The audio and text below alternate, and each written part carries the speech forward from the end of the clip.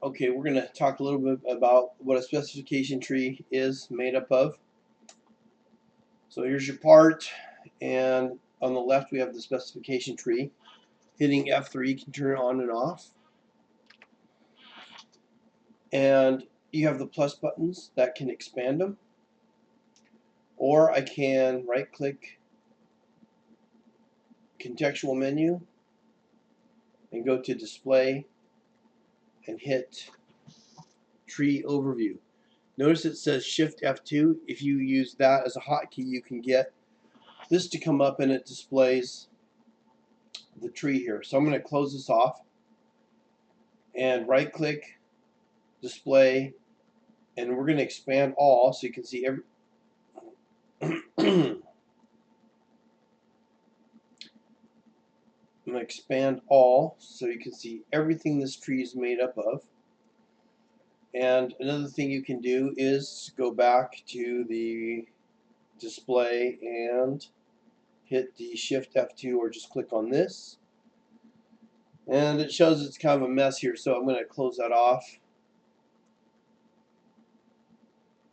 And see, it's got a whole bunch of steps in there that I really don't need to see.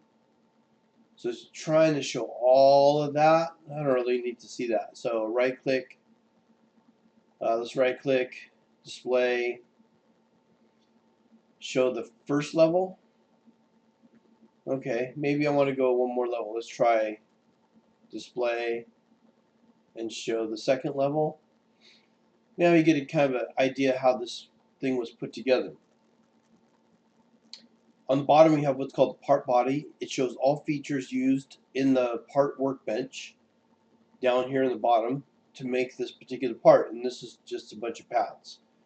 If I right click on this and hit define in work object, I'm in the assembly workbench if you look on the top right now. So if I double click the pad here, it takes me to the part design workbench.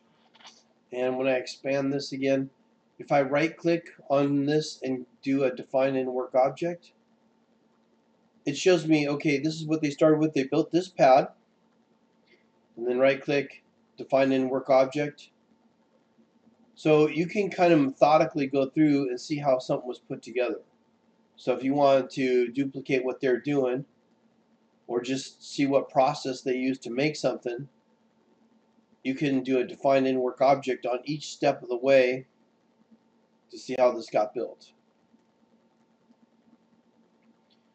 And notice that when I do a define in work object, whatever I select gets underlined and highlighted. Okay, and those are the 8 paths they use to make this particular part. So part bodies hold solids. Now I'm going to make this bigger for us.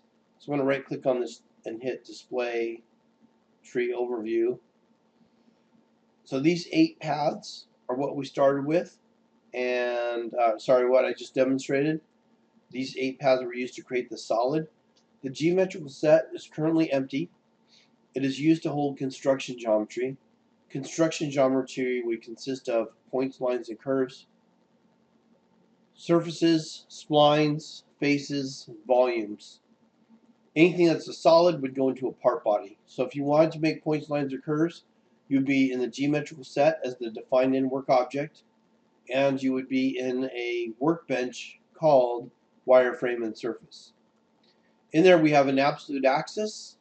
The absolute axis is simply your 0, 0, 0 origin, x, y, and z origin for your startup or your index.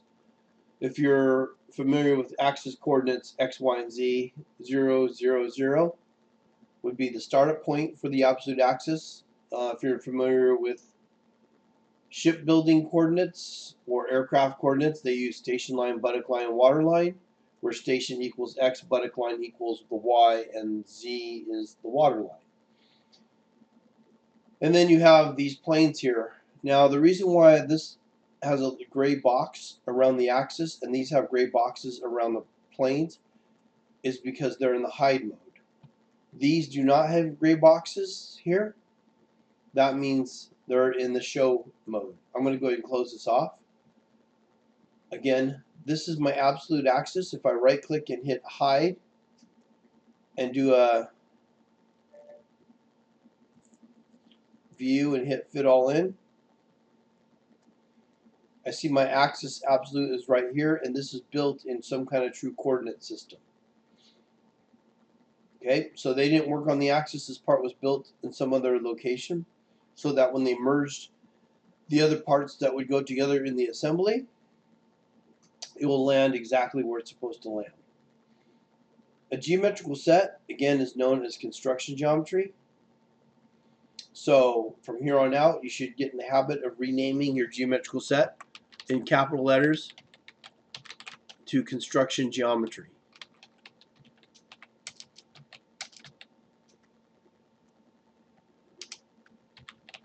Okay. I can click on this vertical bar that deactivates a part, and I can zoom down a little bit so this will fit. Or I can expand the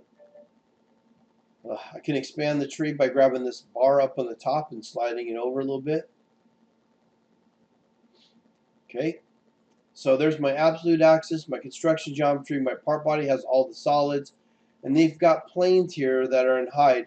If I right click on them and hit show, you'll see, whoa, oh, I gotta, sorry, can't believe I just did that. I'm gonna move the tree where I want it. Notice that the part is under intensified, so I want to grab a vertical line to reactivate the part, and then I can zoom up on the axis system, and you're seeing a shadow of the part itself.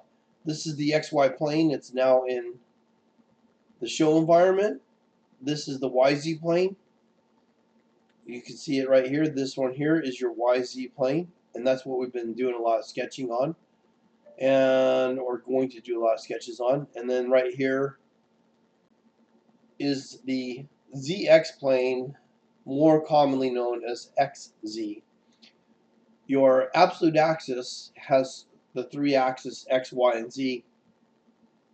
X being primary, Y being secondary, and Z being the tertiary axis system. Alright, so that's what they look like, but when I do a fit all in,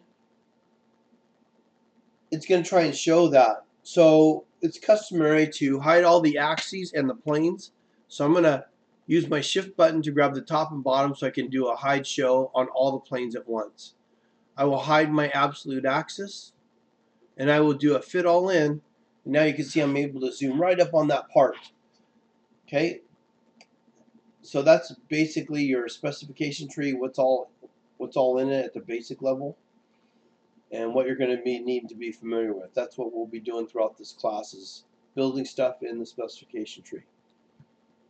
All right, that's your definition of the spec trees.